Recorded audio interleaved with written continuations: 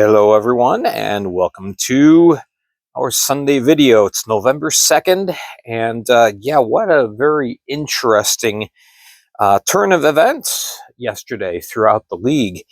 Really was quite an interesting weekend. I don't think we're at the point yet where we have really seen what each team is capable of and probably where everything's going to settle. I think we're a couple of weeks away from that, but a lot of that's going to be solved by the rosters getting cut down to the 20+1. That's happening in the next couple of days. So, and we'll talk about that on Wednesday with news and notes. All right, so the games that were on yesterday, I did watch most of the first period. With this game, I did not see anything from the PD game. Watched the third period here, and then these games I watched in the entirety. So I got a good view of, good glimpse of most everything. So yeah, Athens, they just keep rolling.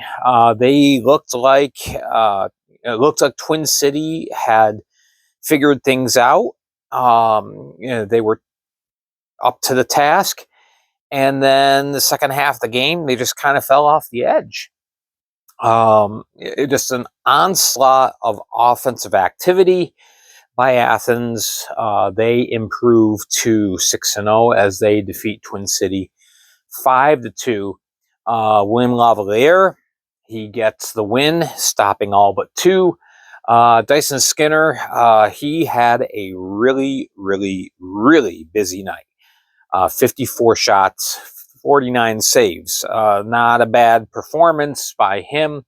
The defense, there's just something amiss with the defensive unit. Game-winning goal scored by Gleb Van Durken, 9:32 of the third, as the third period, Athens ended up going for 4 goals. Here's the tail of the tape. Shots on goal, first period, 12-11 in favor of Twin City. 18-8 Athens in the second, and 25-5 in the third. It just looked like Twin City ran out of gas. So yeah, the key was, remember, on Friday night, Twin City was giving 2 5-on-3 opportunities, could not convert. Athens gets a 5-on-3, they convert. It's Joe Mack with his first goal, and it's Athens, 43 shots on goal in the final 40 minutes. Crazy. Twin City, yeah, early disappointment, but Coach Harry is a very good coach. So I'm sure that he will get things tweaked and figured out. And this is not what you're going to be seeing all year in Twin City. All right, so PD, they just keep on rolling as well. They had a nice offensive production, got a little bit behind the 8 ball, and then bam, 5 unanswered goals. And they did that on Friday night too, just scored a whole bunch of goals in a row. So yeah, 6-3 PD seemed to kind of have Blue Ridge at a disadvantage just with overall play. Now the shots were a lot more even than they were on Friday, 30-27. But yeah, Bobcats, they just seem to be kind of always one step behind with PD's forecheck. Ricardo Gonzalez, he stops 24-27. It's Anthony Schrum getting the start. He saves 24. It's Dominik's Marcinkiewicz. I'm starting to shorten that because it's just so long. He scores shorthanded, 5:58 of the second. That was the only special teams goal of the game. But yeah, it was a second straight game that PD put up a shorthand goal. Good crowd on hand. It was, I believe, the best crowd of anybody. Well, no, not quite. But yeah, 5 unanswered goals, and 4 of those came in a 4-minute, 40-second span. So it was just full throttle for PD. They improved to 5-2-1. And even though Athens has not lost yet, PD is hot on their tails. Bobcats have now lost 3 in a row. I'm sure they'll get things hammered out as well. And then, boy, I'll tell you this much about Monroe, and I really want to stress this. I knew Monroe was going to be capable of scoring a lot of goals this year and playing very well offensively. What I did not anticipate was just how tremendous and consistent they are on the defensive end. And it's more important than all the goals. When you aren't giving the opposition a chance to get a lot of shots on your goalie and you're moving the puck well, you're going to win more often than not. And Monroe has really impressed me very early on. 7-2. It was 3-2. It was Austin Albrecht. What a game. He had the first 3 goals for Monroe, and his third was the game winner. And that was the backbreaker. Again, 6 seconds left to the horn, and he gave up a goal. And that really turned the tide of the game. It changed the entire tone of the game. It was a very close game to that point. And then Monroe just completely took over in the third period. And 4 goals. And Biloxi just, it was a rough night. At least the final 20 minutes, very rough. So Richie Perrant, 21 saves. Bouchard, 28 saves. He was really under siege. It looked like he faced more than 35 shots. It was just really something. So Monroe, 5-1, and Biloxi 1-4. 3 times they've played Monroe, and they've come up short all 3 times, and they've given up a lot of goals too to Monroe. That's the other thing. So here we go. Well, that's with those games. Now Binghamton, they're knocked off their perch a little bit. 4-1 lost in Port Huron. And this game was tediously long. This penalty minute total, this can't happen. Now, I'll say this. The penalty minutes had no bearing on the game. And that was the frustrating part. It's not like Binghamton took a ton of penalties and Port Huron converted on those opportunities. No, neither team scored a power play goal. Both teams' power play, quite honestly, both teams were anemic on their power play. So I'm not going to stand here and say, oh, well, this game was decided by the refs. No, it really wasn't. Port Huron, in the opportunities that they had to play, because there weren't many, they just outplayed Binghamton. It just flat and simple. Heikkila with the game-winning goal, and Millette, he added an empty netter. There were 2 empty netters towards the end of the game. This just flabbergasts me. And with the goaltenders, with referees, Chris Hoy, he knows better. I'm not really familiar with Logan Wedekamp, but I know Chris Hoy. I've seen a lot of Chris Hoy games, or Chris Hoy officiated games. This was just overboard. Just overboard. You can't call every little ticky-tacky thing.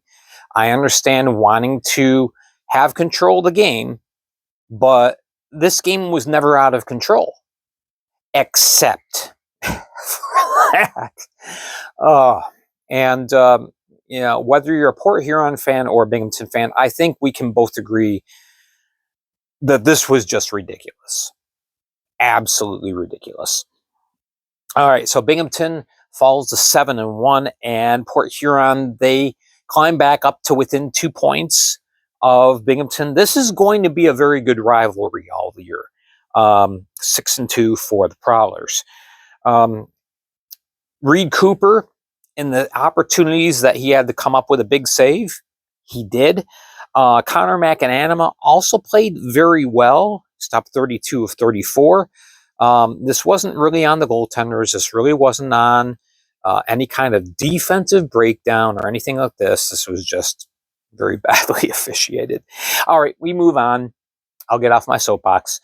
Okay, so Danbury, what a difference a couple weeks makes, huh? Yeah, they looked like they were just as lost as Indiana was in the early going, and then all of a sudden, bam, they're an offensive machine. This game, lots and lots and lots and lots of offense, and not a good day for goalie stats. Well, not too bad for Christian Wong Ramos. He came in the third period. I'm not really sure what the reason was for the change in goalies for Danbury. It was 7-4 at the end of 2, with Danbury holding the edge, obviously. And Risar, he had played the game before, played the first 2 periods, gave up 4 goals, yes, but I don't think he played poorly. But yeah, Wong Ramos came in the third. I don't know, maybe Risar went into the locker room second intermission, just didn't feel right. I don't know. But nonetheless, there was no Johnny Ruiz in this game. He is, I'm saying day to day. There is no such thing in the Fed as day to day. But he is going to be analyzed this week. They're going to look at him and determine if he goes on IR or not. But yeah, he obviously Friday night he took that big elbow to the head, and was just out with an undisclosed injury. So we'll keep a watch on that. For the Wolves, they give them some credit. They were down 5-0. They made a change in goal. Colgan goes out, and I'm sorry, Matt Lenz goes out because he was the starter, and Colgan comes in. Things stabilized a little bit, but it was just too much Alexander Lakov and too much Jordan Crom. Excuse me. Yeah, 4 goals for Crom, 2 goals and 3 assists for Lakov. What a weekend Alexander had. What an amazing weekend he had. And then to boot, yeah, Josh LaBelle, he had 5 assists on Friday night. He throws in a goal and 2 assists last night. So Danbury was just firing on all cylinders.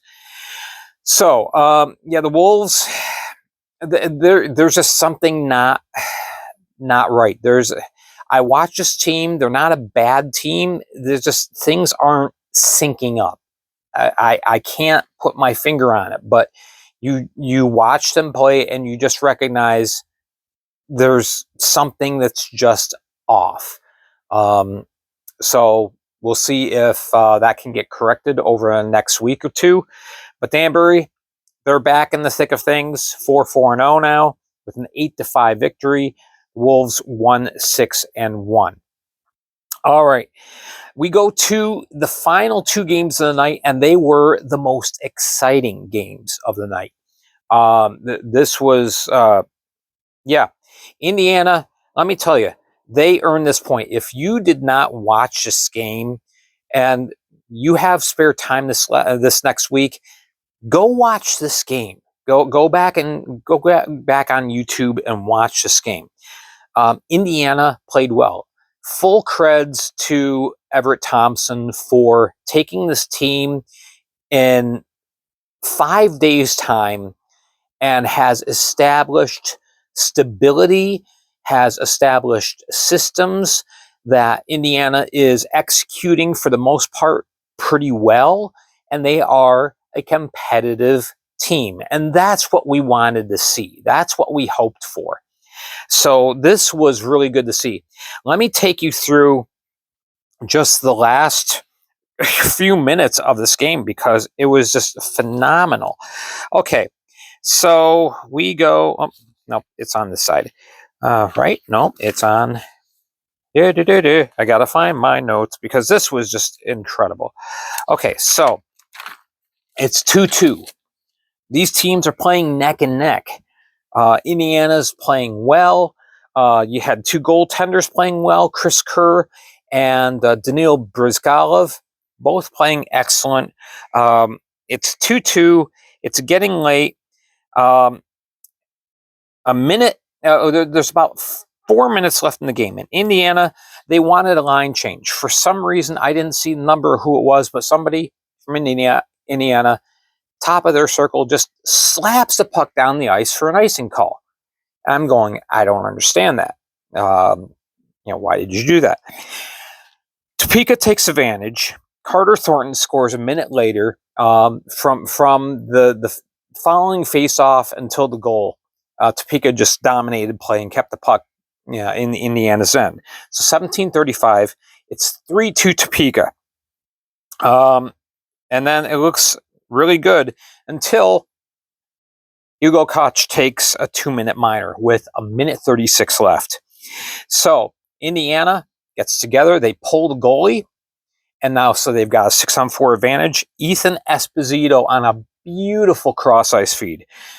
Puts it past Brizgalov. Brizgalov had gotten across just a little late. Esposito puts it home. It is 3-3. That's at 19:16. So, yeah, we're going to overtime, right? Well, hold on. First, Indiana takes a bad penalty. So, Topeka starts the overtime with the 4-on-3 advantage. And they pepper Kerr. Shots were 8-1 in favor of Topeka in the overtime session. But Kerr was kicking aside everything. Indiana got their one chance. It looked like they'd gotten put it home. Not quite. And so Jacob Gagnon, he scores 4:39 of the overtime period. Just a few seconds away from a shootout. But yeah, so Indiana, they earned that point. First point of the year for Indiana. Topeka escapes with 2, and it's a 4-3 win by Topeka. Great crowd on hand. Great game. It really was. And I'm so happy to say Indiana played a great game. We talked yesterday about small victories. Indiana gained one the previous day by playing a very consistent game, even though they came up short. I think their consistency now over 2 games is very good. And so shout out to the rest of the league. Indiana is not going to be a pushover. And that's great. That is really encouraging. So, with everything just the way it was, the way it looked just 5-6 days ago, it looked like this team was done. Like done. And now they're a competitive team looking to build upon the success that they had the last 2 days. So, Indiana 0-7-1 now, Topeka 5-3. And then we go to Baton Rouge, Columbus ekes out a 4-3 win. This game was back and forth. There was not a huge amount of shots, but there was a lot of open ice skating. There was a lot of puck movement. The game was extremely entertaining, very, very good, very well played. And so we go from a Baton Rouge 1-0 lead to it's tied up. It's 2-1 Baton Rouge. It's tied up. It's 3-2 Baton Rouge. And Columbus comes back with 2 goals in 56 seconds. Ben Pizzamenti. Ben Pizzamenti. He scores at 4:35 to tie things up in the third period. And then just 56 seconds later, it's Ryan Hunter, who scored 4 goals the day before. He gets another one, and it's the game winner. And great game played by both Trevor Babin and Ed Coffey in net.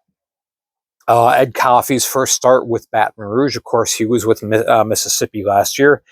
And a 4-3 win by Columbus.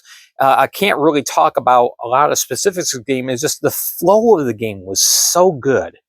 And I was really impressed by the play of both teams.